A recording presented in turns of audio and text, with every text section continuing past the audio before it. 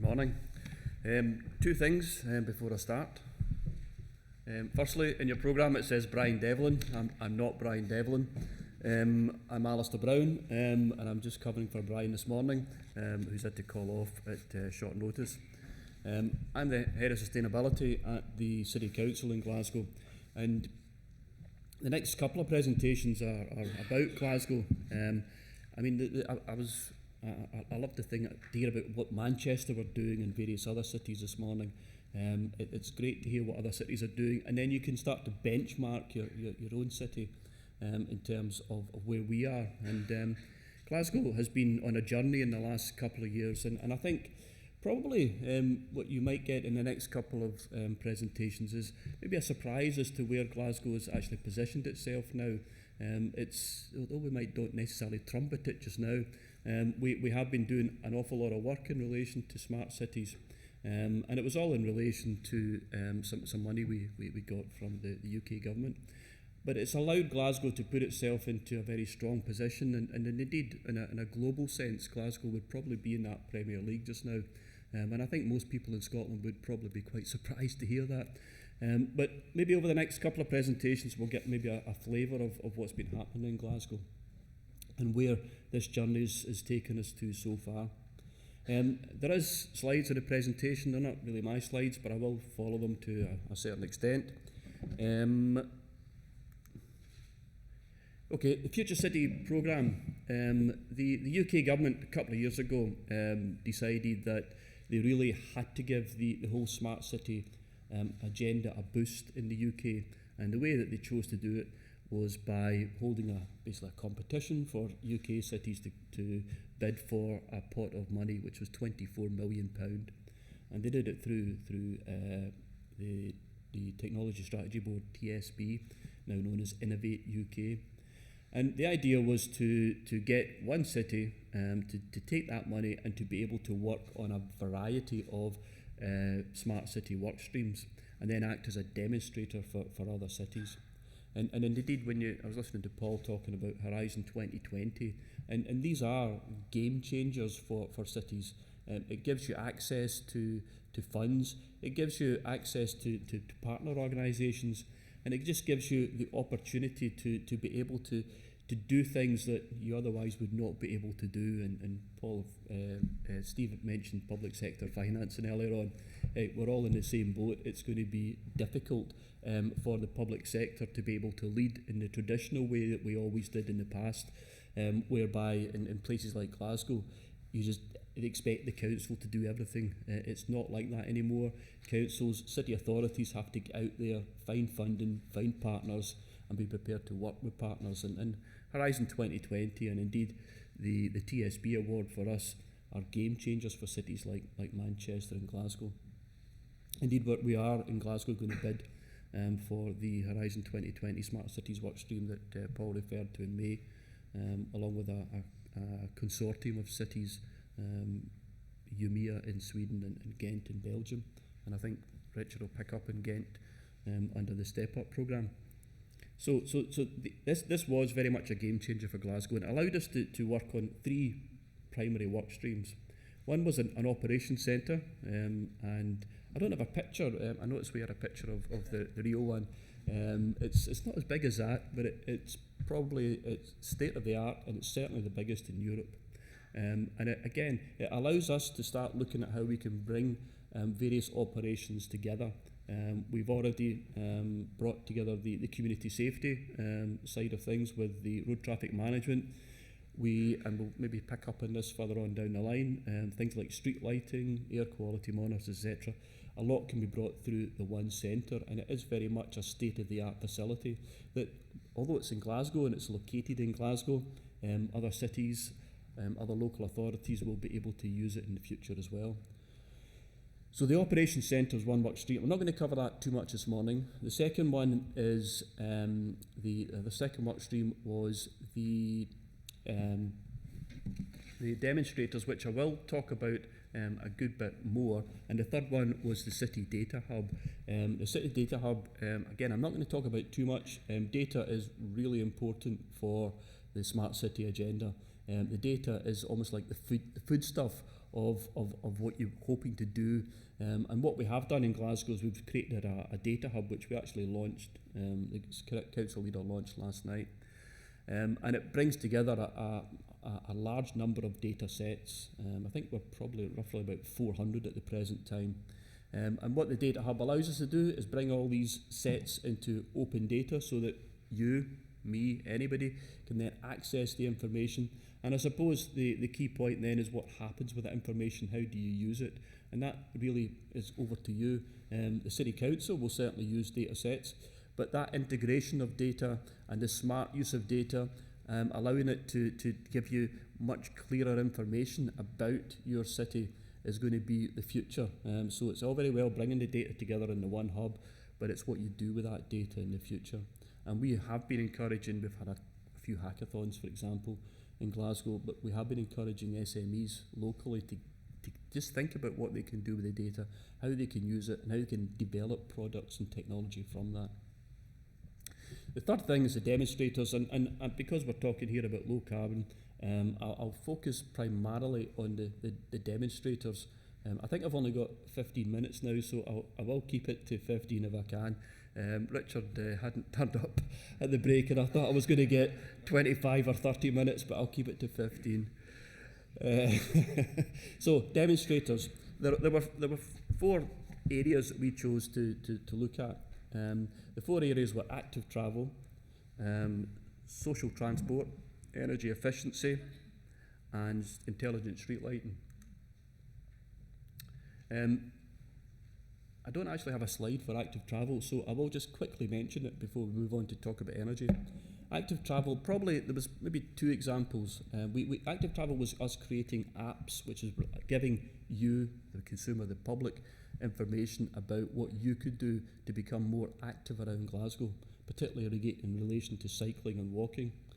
But I've used the cycling one as an example. We created an app which is now publicly available. I think there's about 800 people have downloaded it so far. And it gives you as much information as we as a city council hold on cycling in Glasgow. And a lot of people are sceptical about cycling in Glasgow, but the numbers of people who cycle in Glasgow now has increased. I can see some people smiling, but it's increased by 150% in the last 3 years, so we must be doing something right, even despite all the hills that are in Glasgow. So the cycling network has expanded a lot in the last few years, and we provided as much information as we could in the app. The payback for us was you then would start to share your information. So you tell us where your journeys are, where you're going, what you're doing. You give us feedback on the routes and the network that we have. So this app becomes a two-way sharing of information. We provide you with information about the network, but you provide information back to us, and that allows us to start planning ahead so we can start to expand the network, and we can, if you like, track how people are using the network and be able to provide in the future the kind of network that people really want. So we're using the information that we gain in a much kind of smarter way. And we're doing something similar with walking, and there's been apps about historical tours, and it's our green year in 2015 as well. We're doing a lot of events in relation to green issues in Glasgow, and again there's an app for that. About energy efficiency, there was a number of kind of subgroups about energy efficiency. Paul's already mentioned the DSM, and we've been doing some work with Siemens and Paul in relation to that.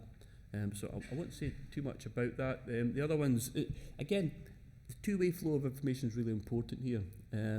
But just before we kicked off, I had a quick chat with Paul from the Carbon Trust, and we were talking about how restrictive data can be. Data is the foodstuff of smart cities, yes, but there are restrictions on the kind of data that we can get. And if you imagine about energy, the kind of data, when you're planning a city like Glasgow and what Glasgow's going to be doing in the future, if you're planning that energy network of the future, you really need as much data as you can, and you need to be able to break it down into small chunks. If we can find out about domestic use, that's great, but there are limitations in what you can get from the data. Scottish Power run a distribution network in Glasgow. They can't just give us all your data. They're not allowed to do that. We can get data on public buildings, on commercial buildings, but we can't get the level of data that you need on domestic properties because data protection doesn't allow it. We do, however, provide an app which will give you information about, we've created an app which will give you information about your type of building. A lot of tenements, for example, in Glasgow, a lot of old sandstone buildings.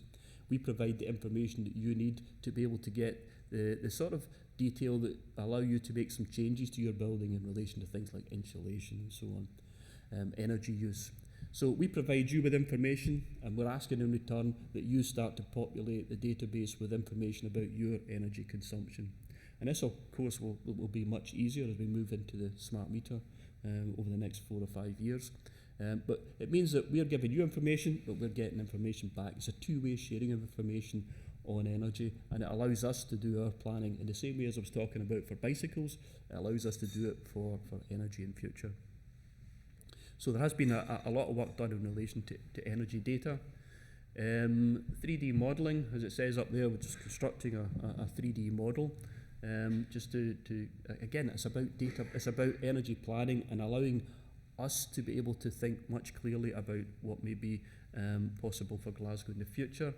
Renewable energy mapping, we've recently with Strathclyde University created a tool which allows you to identify vacant and derelict land in Glasgow. And there is, a post-industrial city, a large amount of vacant and derelict land, much is held by the City Council.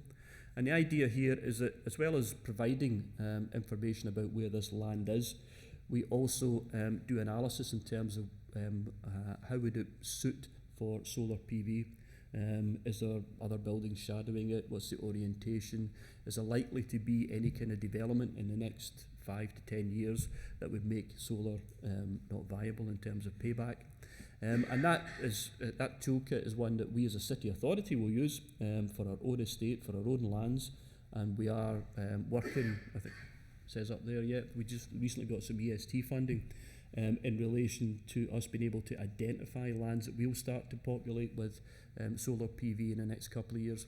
But also we're making the toolkit available to local communities, because local communities are going to be really key to smart cities in the future. It's not just about what the city authority is doing, but it's about local communities starting to think about what they could do.